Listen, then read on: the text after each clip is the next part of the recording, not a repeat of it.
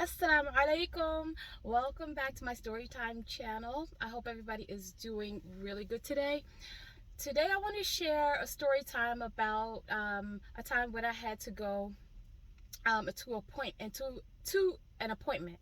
I walk in the building and the receptionist is there. He asked for my name to pull up my account and let the person know that I was there for the appointment. And he wasn't able to do it with my name, so he asked for my email. So I was just like, okay, well, okay, so I gave him my email. So he's like, oh, okay, the account pulled up, and he was like, is your number? And he confirmed to me my number, and then he said, you'll receive a text message when you can, go to the back. So I sit down. I can still see him because the waiting room was not really that big. So he starts small talk, and he's asking me where I'm from, so he tells me. He starts to tell me some information about himself, and I'm just thinking still, okay, he just wants small talk. Um, it was just me in there at that time, and so then he asked me again. He was like, what did you say that your name was? So I told him my name again. And so from there, he starts to say, do you like loud music? So I'm like, well, it would just depend on the circumstance. Like, you can listen to music at any volume, but it just depends on the circumstance. Like, if it calls for it, sure, why not? So he was like, well, I like to play my music loud wherever I go. So I was like, okay. And so he was like, do you like the city or the country? So I'm like, okay, is this a grown man, and why are we now talking about this? So I told him, well, the city for certain things, for the convenience, and then the country also, because the country also has its conveniences. Both places serve as a place where you could benefit from if you need something from those areas. If you live there, like, okay. So I was a little bit skeptical about the questions. I didn't know where this was coming from. It was too odd for me. It was odd, and also I wanted to focus on what I was there for an interview, but I wanted to focus on the interview, like, in my mind. I did not want him to just be asking me these random weird questions. So I said, why are you asking me this about the city or the country? Like, where do I want to live? So he's like, because he was like, so he's responded like, I don't want to live either place. I want to just live somewhere in between. So I was like, oh, like in between city and country. Like if you lived in the country and you had like just a 30-minute travel to the city. So I'm trying to like see where he's going with this. And he's like, no, I don't want to live either in the country or the city. And he's getting annoyed. So I'm just like, why are you talking to me? So he said, so he was like, just somewhere else. No, he was like, not like out of space or anything like that. So I was like maybe a small island. And he was like, yeah, maybe a small island overseas. So now I'm just silent, like, okay. So um he said, I'm a producer, you know that? I said, well, now I do, now you told me. So he was like, what do you do? And so I tell him what I do, and he was like, and what are you here for? And I was like, an interview. Like I said, is everything okay? Like I stopped him. I'm like, is everything okay? Because he's like, I see him getting fidgety, and he's kind of talking like he's getting aggravated. And I'm like, how is this? The reception is so unprofessional. What is going through his mind that he's even acting like this? And just weird, really weird. Now I told y'all before, sometimes I meet people. A lot of times when I meet people, either they fall in love with me, not fall, I shouldn't say fall, they are very attracted to me, they really like me. I shouldn't say fall in love with me, that sounds like something else. Or they openly hate me. We don't know each other, but they openly show me that they hate me.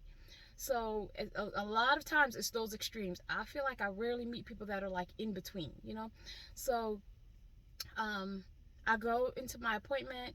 I leave from there. In my appointment, I had my phone on airplane mode because I didn't want it to ring or anything like that. So sometimes I may put my phone on silent or airplane mode or something like that. So did he say anything else that was like strange while I was sitting there in the lobby? Oh, he was asking me like, do I like to go fishing? Just a bunch of questions. Do I like to go fishing? And do I like to go out and eat at fancy restaurants? Where were these questions coming from? I was like, this is so awkward and so, it was the longest 15 minutes of my life sitting there. I was like, what is this? Like, he can't do this to people who come in here and wait. Like, the managers cannot know about this. This receptionist is out of control. So I go to my appointment.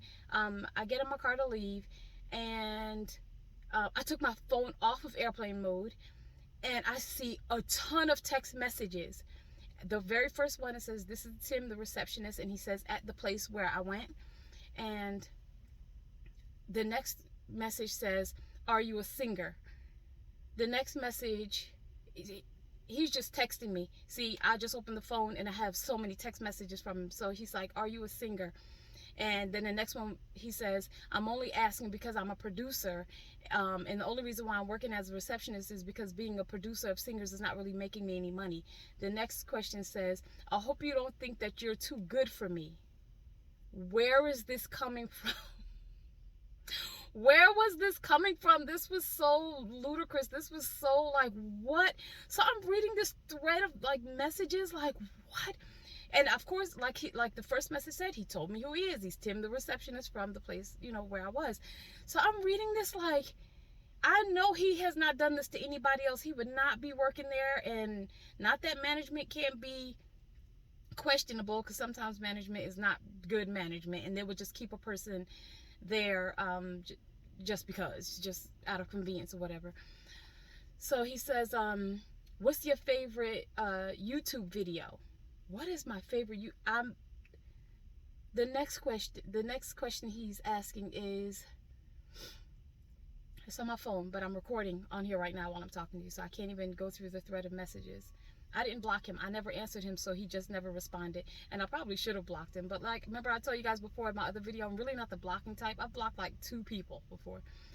If he messages me again, I will block him. I don't have a reason not to. It's just that he hasn't messaged me anymore after this wild string of texting, which, now that I'm saying this, I'm going to block him, just because I don't want another message to come through. He hasn't spammed me on my email. He saw my email. Thank God he didn't see my address on there. Who knows if he would have just randomly popped up at the door, "Hey, this." So I'm just like, why is he so out of control? Why is he so unprofessional? Like, why was he getting angry? So the next messages said, what did he say in the next messages? If you ever consider, what do you like to do for fun? Why was this man texting me this?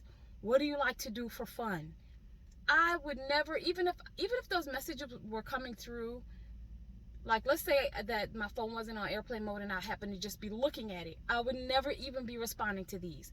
Who is he, and why would he think it was okay to ever be like, this is like a little bit of harassment. He shouldn't be texting me at all. He's there as a receptionist to let the people know that I am there for, that I arrived. And then they, could call me back as, when they could, when they were ready for me. So the next messages read, "Let me know." Oh, no. He says, "If you think that you're here to take my job, you are sadly mistaken." What? No, I was not there for a receptionist position. So I'm reading this, all these messages. Okay, that wasn't the last one. That wasn't the last one. I may say these like a little bit out of order. So he says, "You're sadly mistaken." Then the next one says, "How are you feeling today?" Mind you, this is all the same day. How are you feeling today? I know he knows who he's texting. So, of course, I'm not responding to any of these. I'm just scrolling through like, this is a madman. This is a madman. This is a madman. Then he's texting. These are already texts, so it's not like I could see, okay, he's messaging. They were just already there. What was the next thing that I read?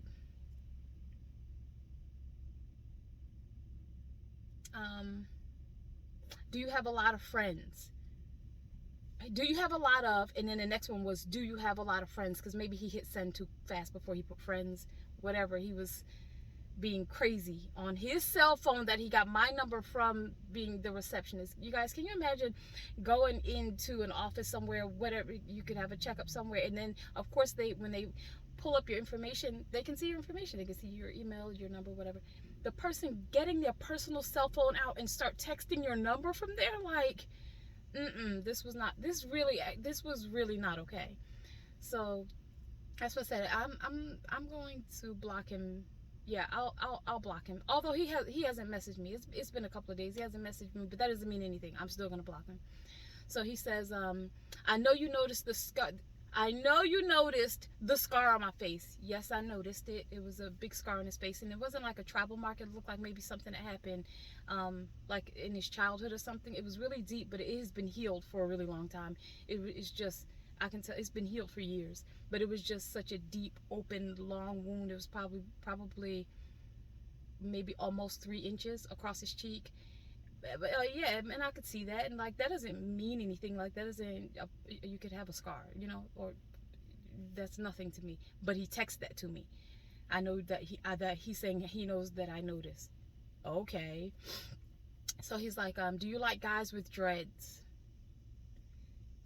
This is a person that I probably should take that my phone into back there, and say, and show like somebody, his superior. I'm not going to do that. I don't want to take the time to do that. Not that I don't have the time to do that. I'm not going to do it. I'm just not going to. But I don't know if he was on medication. I'm trying to think if I am skipping a message like that was just so like, this is illegal. You cannot do these. You can't do this. I know, like, you can't do that. No one does this. So what other weird, something weird. I don't know. I can't remember what it was. I can't remember. It seemed like there were like 10 or 11 little short sentence messages that he was just in his head and just sending these messages. They're not going to be able to keep him as a receptionist for long, especially he thinks people who are walking through the door are coming to take his job. You know what? Maybe he felt threatened because maybe they told him something that he's doing is not, it goes against the policies or just whatever it is. So now he's fearing that somebody's coming in to take his job, because he doesn't know what I was interviewing for. He has no idea. I could have been going there just to chop it up with a friend. He has no idea. So anyways, yeah, I just wanted to share that little story time. I feel like I can't be the only one in the world who meets the weirdest, strangest, craziest people at times that, like, where is this coming from? Why is this happening? Yeah, very strange. That's the first time anything like that has happened. I've had people talk to me like a lot, like over talk to me. I'll be doing something and they will just come oversharing. That, as a matter of fact, that happens a lot, but it's never in a scene like that. If I'm at the pool with my son or something and somebody else is there just swimming, they'll just come sit next to me and just tell me their whole life story. Not necessarily like bad things, but like just share everything with me. So yeah, that came from out of nowhere. Somebody who's watching this, let me know. Have you ever met just a random weird stranger? Which, by the way, this is my 3rd time saying this. I'm going to block him, although he hasn't texted anymore after that. Yeah, that was it. I just wanted to share that quick little story time that I met a random weirdo. You guys get in the comment section and let me know if you've ever met someone that was just out of control and borderline crazy. Bye, guys.